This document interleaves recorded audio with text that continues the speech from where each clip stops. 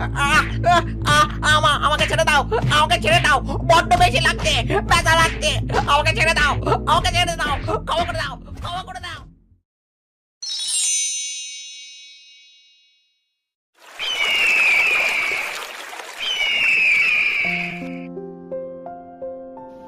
আমার ডিমগুলো তো অনেক দিন হয়ে গেল। এবার ডিম ফুটে আমার ছোট ছোট ছানারা বেরিয়ে আসবে। তাদেরকে আমি শাসন করব, ভালোবাসবো।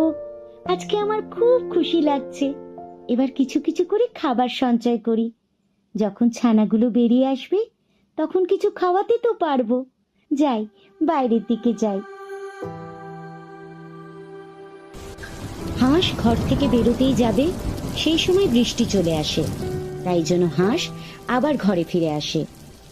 যা বাবা, এই বিনা মেঘে বৃষ্টি কিভাবে হচ্ছে? এই তো দেখলাম আকাশ ঝলমল করছিল, এর মধ্যে বৃষ্টি নেমে গেল। আমি পরে খাবার সঞ্চয় করতে যাব। এখন যাই, ডিমগুলোর উপর বসি।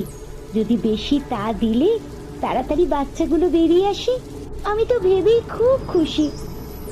এই বলে হাঁস তার ডিমগুলোকে আঁকড়ে ধরে বসে থাকে এবং অত্যধিক আনন্দে নিজের মনের কথাবার্তা বলতে থাকে।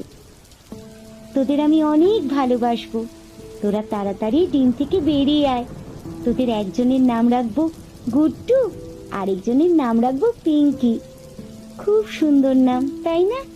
তোদের মা নাম রেখেছে, ভালো তো হবেই। ধুর, তখন থেকে ঘুরেই যাচ্ছি, একটা শিকার পর্যন্ত পেলাম না। বর্ষায় সব ঘরের মধ্যে ঘুমিয়ে পড়েছে নাকি, আর আমি একাই খালি এভাবে ঘুরছি নাকি? মনে হচ্ছে আজকে আর কিছু জুটবে না। যাই, বাড়ির দিকে যাই।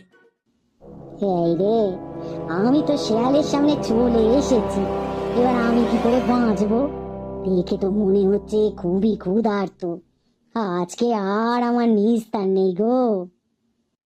অনেক খোঁজাখুঁজির পর একটা পেয়েছি, আর ছাড়া যাবে না। এই মুরগি, পালাতে গেলে কিন্তু এমনি মরবি। চুপচাপ আমার কাছে চলে আয়। শেয়াল, তুমি আমাকে মেরো না। আমি তোমাকে খাবার জায়গার সন্ধান দেব। তুমি সেখানে গেলে তোমার পেট ভরে যাবে। আমি তোকে বিশ্বাস করবো কি করে, তুই যদি পালিয়ে যাস? পালিয়ে আর যাবো কোথায়? তুমি তো এত বুদ্ধিমান, তুমি তো ঠিক আমায় খুঁজে বের করবে গো। তখন আমি কি করব? আমি পালিয়ে যাব না গো। তাহলে বল, কোথায় খাবার পাবো? নদীর পাড়ে হাঁসের বাসা,